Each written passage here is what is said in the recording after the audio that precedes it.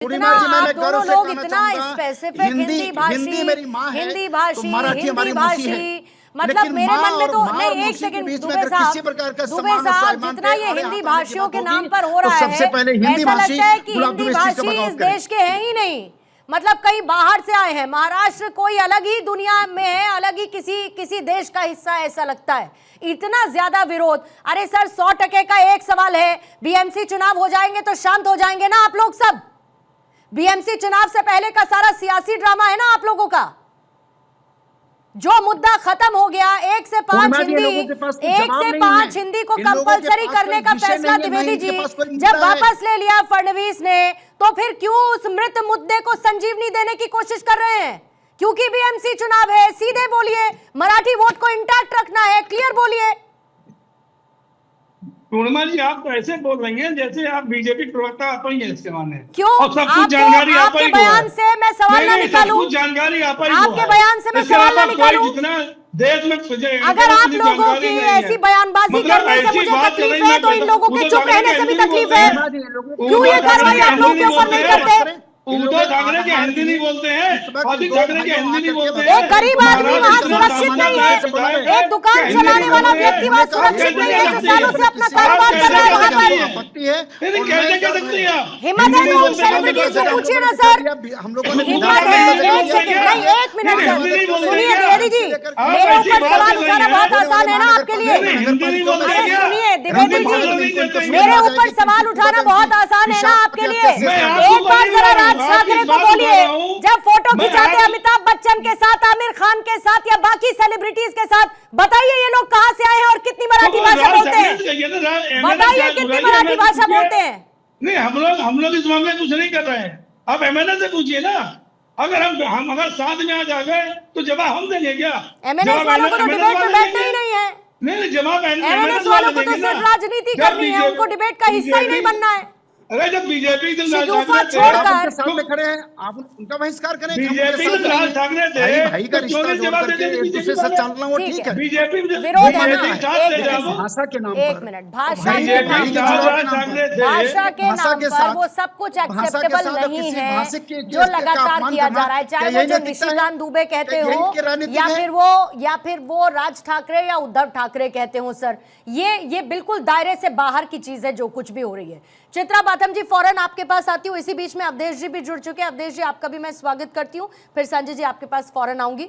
चित्रा जी, मतलब सियासी बयानबाजी अभिव्यक्ति की आजादी के तौर पर देखा जाए, एक वर्ग विशेष को टारगेट किया जाए जो मराठी ना बोलना जानता हो, लेकिन आधार में क्या है? कोरी सियासत है। आप लोग भी तो त्रिभाषा फॉर्मूले के समर्थन में थे ना, आज है या नहीं है ये बता दीजिए। पूर्णिमा जी नमस्ते। आपका जो प्रश्न है कि हम 3 लैंग्वेज पॉलिसी के समर्थन में है या नहीं है, हम तो जरूर हैं, वो तो नेशनल एजुकेशन पॉलिसी है।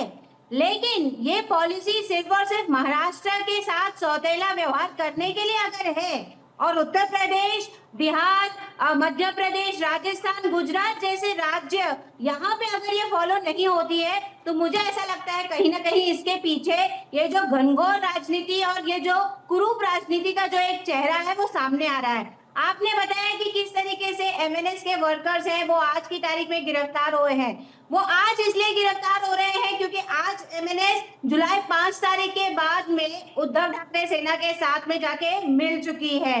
लेकिन उससे पहले जब वो भाजपा के साथ में थे, उन्होंने लोकसभा और विधानसभा में भाजपा का साथ दिया था, उस वक्त तो भाजपा के खुद के मंत्री, इनफैक्ट मेरे पास तो यहाँ पे एग्जाम्पल है कि भाजपा महिला मोर्चा की जो अध्यक्षा है, एमएलसी है चित्रा वाघ मैडम, उन्होंने एक इंसिडेंट जो एयरटेल गैलरी में हुआ था उसके बारे में ट्वीट करते हुए कहा था कि वो जो मेहनत कश लड़की थी वो अकेले वहां पे एयरटेल गैलरी में जब मराठी नहीं आती है ऐसा उसने कहा था, उसके साथ जो दुर्व्यवहार किया गया उसके आते हुए उसके खिलाफ में बयानबाजी करते हुए उसकी सुरक्षा को खतरे में डालते हुए चित्रा वाघ मैडम जी ने एक पूरा ट्वीट और एक वीडियो जारी किया था कि एयरटेल की गैलरी की उस लड़की का उद्यम और उद्दटपना सामने आया है। ये भाषा उन्होंने एक महिला, एक कामकाजी, एक मेहनत कश लड़की के लिए इस्तेमाल किया था। मैं पूछना चाहती हूँ कि आज मनसे के कार्यकर्ताओं के ऊपर आप एफआईआर कर रहे हैं, चित्रा वाघ के ऊपर एफआईआर कब होगी?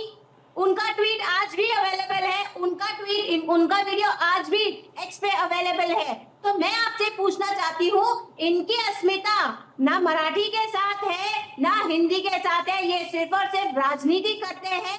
जुलाई 5 तारीख के पहले ये बहुत मराठी कर रहे थे, और जुलाई 5 तारीख के बाद जब इनको समझ में आया कि बिहार भी चला जाएगा, तो उन्होंने हिंदी के ऊपर अपना रुख अपनाया है। और मैं आपसे ये भी यहाँ पे बोलना चाहूंगी कि बाकी जो प्रदेश है वहां पे जो लैंग्वेज पॉलिसी की जैसे आपने बात किया, वो कौन से स्टैंडर्ड से लागू हो रही है? ना गुजरात में लागू हो रही है 5वीं कक्षा तक, ना बाकी के राज्यों में। तो ये इम्पोजिशन जो है हमारे बच्चों का जो भविष्य है, ये खतरे में लाने की बात है। की कक्षा में हिंदी को अनिवार्य करने का फैसला वापस लिया जा चुका है। चित्रा जी, ये फैसला वापस लिया जा चुका है। लोगों की पार्टी है। आप बाकी राज्यों की बात करती हैं, कर्नाटक में क्या हो रहा है, तमिलनाडु में डीएमके की सरकार क्या कर रही है, कर्नाटक में क्या हो रहा है, जबकि वहां पर भी तीसरी भाषा वैकल्पिक हिंदी रखने की बात हो रही है।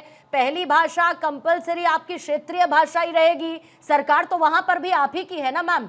अगर आप लोग त्रिभाषा फॉर्मूले के सपोर्ट में हैं, तो फिर कर्नाटक में विरोध के लिए क्यों आ जाते हैं?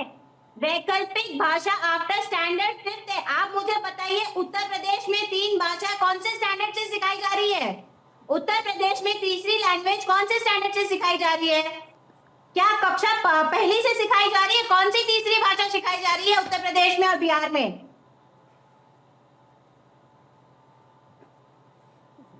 चित्रा जी, वैकल्पिक भाषा, राज्यों की आजादी, पहली क्षेत्रीय भाषा, दूसरी अंग्रेजी कम्युनिकेशन की भाषा, तीसरी भाषा की बात हिंदी के तौर पर हो रही है। इस सिंपल चीज को इतना ज्यादा आप लोग मुश्किल में क्यों डाल रहे हैं और इसे राजनीति का विषय क्यों बना रहे हैं? नहीं तो सबसे आसान क्या हो अवधेश जी, अगर मैं ऐसा मान के चलूं तो इन लोगों के हिसाब से तो हिंदी भाषा को पूरी तरीके से त्याग देना चाहिए, कहीं पर भी हिंदी भाषा होनी ही नहीं चाहिए। और अगर हिंदी भाषा को वैकल्पिक भाषा के तौर पर लाने की बात की जाएगी अवधेश जी, तो फिर निशिकांत दुबे आएंगे, राज ठाकरे आएंगे, एक पीट कर मारेगा, एक डुबा कर मारेगा। महाराष्ट्र को एक सांप्रदायिक स्टेट घोषित करने में देवेंद्र फडणवीस कोई ठीक है, अवधेश जी से समझ लेती हूँ मैम, अवधेश जी से समझ लेती हूँ। अवधेश जी अनम्यूट करेंगे प्लीज।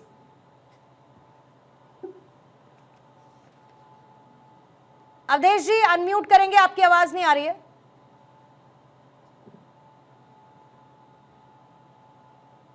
नहीं अवधेश जी, आवाज नहीं आ रही है। मैं करेक्ट करवाती हूँ, फिर उसके बाद आपके पास आती हूँ। मीनवाइल संजय राणा जी, सब कुछ बीएमसी चुनाव और उससे पहले का ये पूरा का पूरा बवाल, लेकिन डबल स्टैंडर्ड देखिए और उसमें भाषा की मर्यादा इस तरीके से गिरती हुई, और ये सब कुछ शांत हो जाएंगे। बीएमसी का चुनाव हो जाएगा, इनका जो राजनीतिक ध्येय वो पूरा हो जाएगा, जिस भी पार्टी का हो, जो जीते जो हारे, लेकिन उसके बाद सारा बवाल खत्म, शांति सन्नाटा। पूर्णिमा जी गुड इवनिंग का फैलो। देखिए ऐसा है कि चाहे वो उद्धव ठाकरे सेना हो चाहे मनसे हो, ये दोनों पार्टियां, मैं बार बार डिबेट में बोलता हूँ, दोनों पार्टियां सबसे बड़ी विरोधी हैं मराठी मानुष की। ये मराठी मानुष की राजनीति नहीं करते हैं, ये अपनी मानुष की राजनीति करते हैं, अपने परिवार की राजनीति करते हैं। अभी हमारे प्रवक्ता क्या बोले थे कि मराठियों की अस्मिता, ये बताइए 40% जो एडमिशन के रेट है वो आपके महाराष्ट्र में मराठी स्कूलों में कम हो गए। 125 आपके कार्यकाल में बता रहा हूँ, 125 मराठी स्कूल बंद हो गए आपके कार्यकाल में बता रहा हूँ। जब कानून व्यवस्था की आप बात कर ले, कंगना रनावत का घर ऑफिस तोड़ दिया गया था, तो यही संजय राउत नामक व्यक्ति जो सांसद हैं वो क्या बोले थे, धो डाला। ये कानून व्यवस्था की बात कर रहे हैं और कानून और एम्प्लॉयमेंट की चर्चा कर रहे थे। एम्प्लॉयमेंट अगर आपको पता नहीं तो कृपया टीवी डिबेट में कतई ना, इनको शांत करिए प्लीज, ये इनको शांत करिए। अभी इनके मुझे पसंद नहीं आता बीच में बोलना। चित्रा जी शांत हो जाइए। देखिए चित्रा जी इनके शांत करिए, देखिए बात होने दीजिए। अरे यार शांत हो जाओ ना तुम, आपको ना सर पता है ना पैर पता है। आप ऐसी प्रवक्ता हो चित्रा त्रिपाठी, चित्रा बाथम, जिसकी बात सुन करके मन करता है अपना सर कहीं दीवार में मार दूं या पत्थर पकड़ के अपने सर में मार लूं। ना इधर का पता ना उधर का पता है। अब आते हैं एजुकेशन एम्प्लॉयमेंट के बारे। देखिए 22-23-24 में अनएम्प्लॉयमेंट जो प्रोविडेंट फंड है वो तकरीबन 1 करोड़ 32 लाख लोग थे, 22% बढ़ गया था अगर 20-21 की तुलना की जाए तो एम्प्लॉयमेंट में हुआ है 12% बढ़ोतरी हुई है दूसरे रोजगार में। तो देखना पड़ेगा कौन से काम कैसे हुए भाई। जो आपका कार्यकाल था 2-2.5 साल का कार्यकाल था, उसे इंडस्ट्री मूव होकर के सेमीकंडक्टर की इंडस्ट्री गुजरात चली गई थी। बहुत सी इंडस्ट्री जो महाराष्ट्र में होनी चाहिए थी वो कहीं ना कहीं आकर के उत्तर प्रदेश या दूसरे स्टेट में हो गई थी। अभी एक हमारे मित्र चित्रा जी ने पूछा कि ऐसा कौन सा फॉर्मूला उत्तर प्रदेश बिहार में जो न्यू एजुकेशन पॉलिसी पे, सिंपल सी बात है, बड़ी सिंपल सी बात है।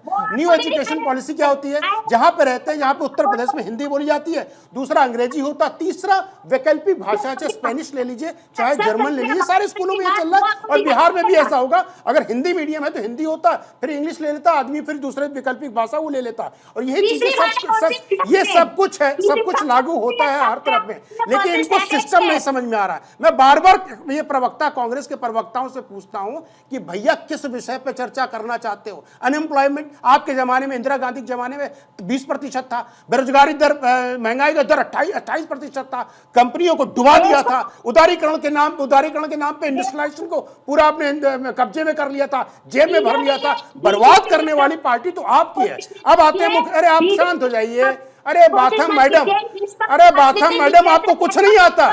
अरे गलती हो गई, आपको प्रवक्ता किसी ने बना दिया। अभी पूछ लूंगा पॉपुलेशन कितना है, महाराष्ट्र की पॉपुलेशन कितनी है तो आपको पता नहीं है। महाराष्ट्र में स्कूल कितने हैं आपको पता नहीं होगा। अभी पूछना मराठी स्कूल कितने हैं ये पता नहीं होगा। जीडीपी कितना है पता नहीं होगा। जीडीपी का कंट्रीब्यूशन टुवर्ड्स इंडिया में कितना है महाराष्ट्र का ये नहीं पता होगा। लेकिन दुर्भाग्य से प्रवक्ता भी नहीं हो। समझते क्या है? चाटुकारिता से पत्रकारिता नहीं कर सकते। नहीं, चाटुकारिता से पत्रकारिता नहीं कर सकते। चाटुकारिता से पद पा सकते हैं, लेकिन पद की गरिमा को बनाए रखने के लिए ज्ञान का होना बहुत जरूरी है। और आप कहीं ना कहीं ज्ञान की दुनिया में, ज्ञान के समंदर में कहीं नहीं टिकती हैं। तो आपसे क्या चर्चा की जाए? मैं बार बार पूछ रहा हूं भाई, एनईपी पानीपी पता है आपको? नहीं पता है। पॉलिसी पढ़ी है? नहीं पती है। वैकल्पिक है भैया, चाहे वो साउथ इंडिया हो, चाहे महाराष्ट्र हो, चाहे उत्तर प्रदेश हो, चाहे बिहार हो, देश का कोई प्रदेश हो, वैकल्पिक है। आप चूज कर सकते हैं। यहाँ के बच्चे स्पेनिश और जर्मन पढ़ते हैं तीसरे लैंग्वेज के रूप में, क्या बुराई है बताइए? अरे आप भाषा है, कम्युनिकेशन, एक मीडिया है कम्युनिकेशन का, जिसके तहत हम अपनी बातें आप तक पहुंचाते हैं, आपकी बातें हमारे तक पहुंचती है। इसका मतलब आप थोप नहीं सकते। और दोनों भाई महाराष्ट्र के सबसे बड़े दुश्मन है, मुंबई के सबसे बड़े दुश्मन है। लोग वहां पे बाहर से आकर के रोजगार करते हैं और उनको टैक्स दे करके उस प्रदेश को इकोनॉमी चलाती है। जो देश की इकोनॉमिक शहर माना जाता है, उसको बर्बाद करने में राजनीतिक तौर पे दो पार्टियों का हाथ है। अब देखिए चित्रा बाथम जी बोल लीजिए एक ही बार, सबका आंसर एक ही बार दे देते हैं आपको। नहीं, तथ्य में तो आप जा ही नहीं सकते हो, क्योंकि आप कुएं की मेढक हैं। वहीं टर्र बोलना आपको। कुएं के मेढक से हम बहस नहीं करते। समंदर में आइए, समझ में आएगा क्रोकोडाइल क्या होता है, व्हेल मछली क्या होती है। तो आप टर्र वहीं कुएं में करिए, बाहर आएंगे तो आपका ज्ञान जीरो है। मैं पूछ तो रहा हूँ, बताइए महाराष्ट्र में मराठी स्कूल कितने हैं? बोल रहा हूँ कितने स्कूल हैं ये बताइए। कितने प्रतिशत जो एजुकेशन है गिर गया ये बता दीजिए। कितने स्कूल बंद हो गए मराठियों के? नहीं पता आपको। चित्रा जी ऐसे नहीं समझ में आएगा मैम, रिक्वेस्ट कर रही हूँ। इस तरीके से आपकी बात ही नहीं समझ में आएगी। एक एक करके काउंटर रखिए, सवाल पूछिए, कोई दिक्कत नहीं है, काउंटर करिए, सब कुछ बोलिए, लेकिन एक एक करके बात करेंगे मैम। आपकी बात के लिए भी अच्छा है, इधर स्टूडियो में गेस्ट है उनकी बात के लिए भी अच्छा है, व्यूअर्स भी समझ पाएंगे आप लोग क्या कहना चाह रहे हैं। थोड़ा सा शांत हो जाइए, फिर इसके बाद 1 बाय 1 आएंगे।